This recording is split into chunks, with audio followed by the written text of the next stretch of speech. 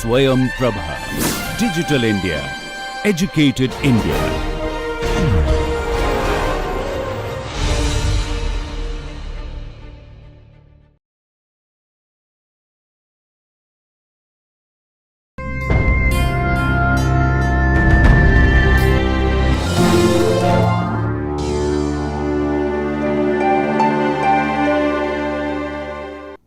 Good morning and welcome to today's session where I introduce to you the Ugandan epic poem Song of Lawino by the Ugandan poet Okot Bitek. Okot Bitek was an Ugandan poet. He lived from 1931 till 1982. After his poetry, after his style of writing, even an Okot school of poetry or the East African song school emerged. It was also known as comic singing. They focused on dramatic verse monologue, as you can see when you take a look at this poem.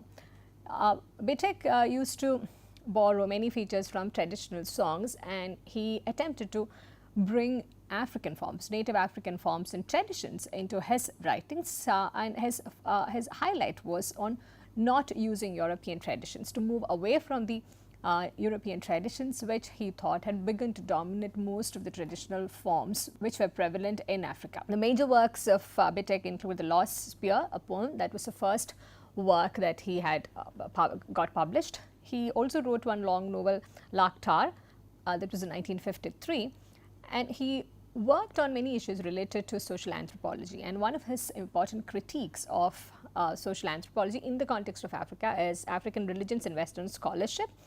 His thesis, which he completed in 1964, was titled Oral Literature and its Background Among the Lakoli and Lango. And in 1971, he published a collection titled Two Songs. In 1975, he brought out a collection of essays titled Africa's Cultural Revolution. In 1974, he brought out another collection of Ekoli songs, The Horn of My Love. And in 1978, he also published this set of tales, which was a refreshing take on some of the familiar African tales. It was titled Hare and Hornbill. And these widely different books, as you can see, they're from different genres. They focus on different aspects of African life. And these widely different books are, however, united by Okot's concern that the nations of Africa should be built on African and not on European foundation. So this is a very anti-colonial and a different kind of post-colonial rhetoric altogether. Song of Lawino, the epic poem that we try to take a look at today. This was published in 1966. The title in Ekoli language was Verpa Lawino, and Ekoli language, especially in the Lua province, that's a tonal language, and it's considered that Song of Lawino is one of the most widely read works from sub-Saharan Africa. This is narrated from the point of view of the woman who's named Lawino, and it's a first-person narrative. This epic poem, that's how it's structured. It was written during Okot's involvement with the Gulu festival. Gulu was the place where he was born, and he was engaged actively in many of the traditional forms and the many festivals which used to showcase the traditional art forms and the traditional ways of being. Okot was strongly influenced by the traditional songs in terms of composition, the techniques, the themes. So we find him almost replicating the entire tradition in this process of bringing out Lawino. It's said that just like the African traditional way of composing songs go by, he also used to run his material, run his poem through his friends, and across his friends. He used to accept the critiques and the suggestions given by them, and this Song of Lawino, this epic poem, has undergone a number of revisions in that sense. So the process of writing, the process of composition itself has a traditional underlying rationale to it. The poem Song of Lawino, it's based on a real social problem in rural areas, especially in East Africa, and it's about the educated African man's contempt for the ways of their parents and their wives, and it also addresses the conflict of cultures. It's narrated from the point of view of Lawino, who is a woman and also the wife of another character, Okot, and we find her, Lawino, emerging as not just an isolated case but almost like a spokesperson for Africa itself. This could be loosely described as an African woman's lament, and she's lamenting this fact that her husband has been abandoning the local traditions, the native African traditions, in favor of the Western traditions. There was a response to a Song of Lawino, which Okot himself had composed. This came out in 1970, and this is in the form of Okot, Lawino's husband, responding to the charges leveled against him. And unlike a Song of Lawino, Song of Okot was written in English. There was no Ekoli version. Due to the immense success and popularity of both of these works, Song of Lawino and Song of Okot, and in some of the editions you can find both these epic poems being united in one single book, Song of Lawino and Song of Okot together. And Okot and Lawino have become common nouns, almost like have become common nouns in the many references to Africa, and they have also become two characters who are now seen as prototypes of two opposing cultures and two opposing approaches to the cultural future of Africa. The character of Lawino is what the Song of Lawino mostly focuses on. We find the character undergoing a transformation throughout these different segments and different chapters of this poem, and through her own character, through her own articulations, we also get to follow her line of argument and how she presents this problem, which is rather imminent and immediate in the context of Africa. In the first 5 chapters, we get an almost perfect portrait of a woman scorned. She is lashing out at Okot and the woman that right now Okot is favoring, Clementine. She is a westernized woman. After these first 5 chapters, we do not find any reference to Tina or Clementine, the other woman. And from chapters 6 to 11, Lawino is less concerned with her own personal plight. On the other hand, she defends the customs of her ancestors. She attempts comparisons between Western and Ekoli ways. It goes to address more social issues than her own personal concerns. The last 2 chapters, 12 and 13, they try to tie both these concerns together, the personal aspect as well as the social aspect. And on the whole, what gets highlighted here is Lawino's desire to win back Okot's admiration, her husband's admiration, and it also offers a commentary on the whole of Ekoli community. There's an appeal for the renewal of traditional ways. One here also needs to keep in mind that Lawino seems to be okay with the polygamic practices, and that is seen as something which is traditionally built into the most of the African communities.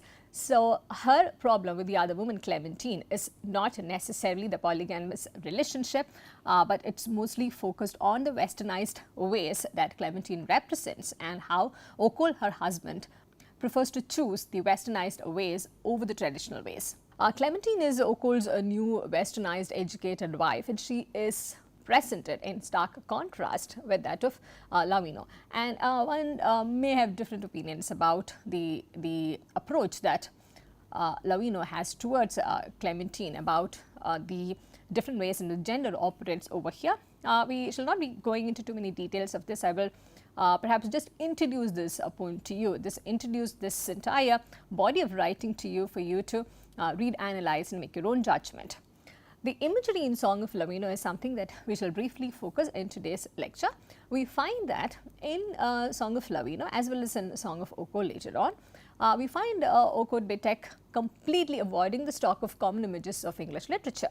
So when we are reading the English version, we get a feeling of freshness, and it's said that it gives a feeling of freshness for every reader and a sense of Africanness for African readers. So that's how the imagery, the translated imagery rather, is placed. And Okot also had succeeded in using English as a tool to reach a wider audience, and this he manages to do by staying away from the non-European traditions and images, and also by not borrowing foreign elements that would perhaps distort his message. So he sticks to traditional elements as far as possible, but at the same time, the form of this work, this epic poem, it needs some kind of an appropriation as well, because Okot is forced to take the ideas of individual authorship, of spoken verse, of rhyme, of division into chapters, of the printed word. These are the things that he borrows from the Western tradition, because in Ekoli language, in Ekoli song tradition, there is no idea of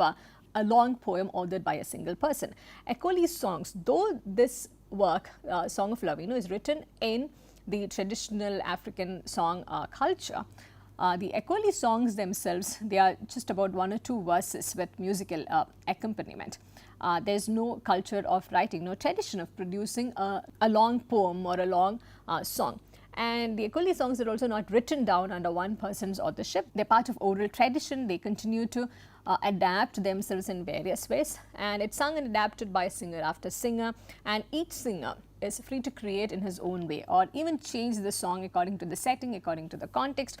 So there is no single authorship which is attributed to the Ekoli songs. We find Bitek, for obvious reasons, moving away from this tradition and appropriating the Western ideas of authorship, of rhyme, of long poems, of rhyme, etc. Because in Ekoli songs, there's no rhyme scheme, there's no regular rhythm either.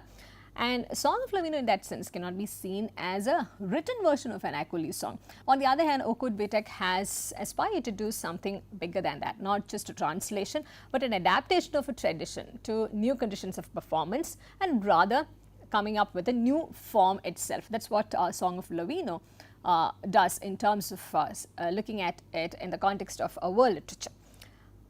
There are certain instances which would also tell us about some difficulties in translation and even certain kinds of impossibility of translation.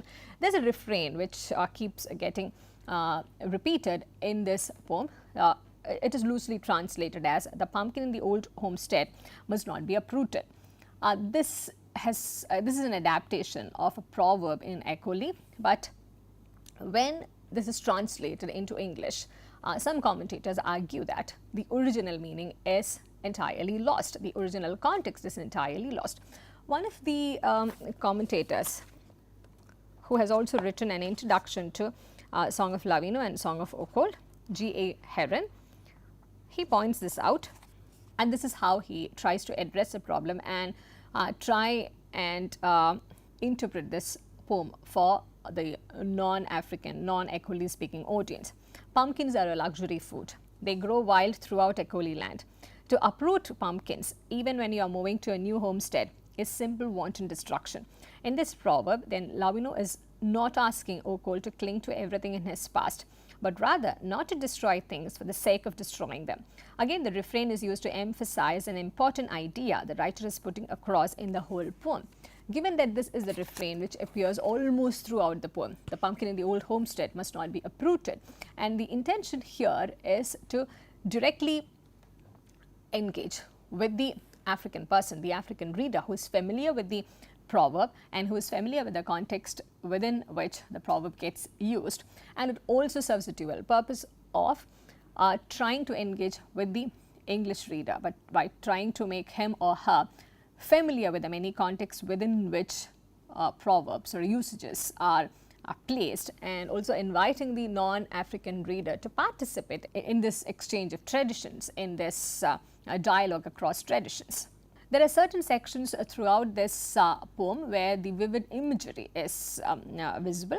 For instance, look at this excerpt, and this is a very non-European, a non-Western kind of description that Okot attempts to provide in Lawino's words.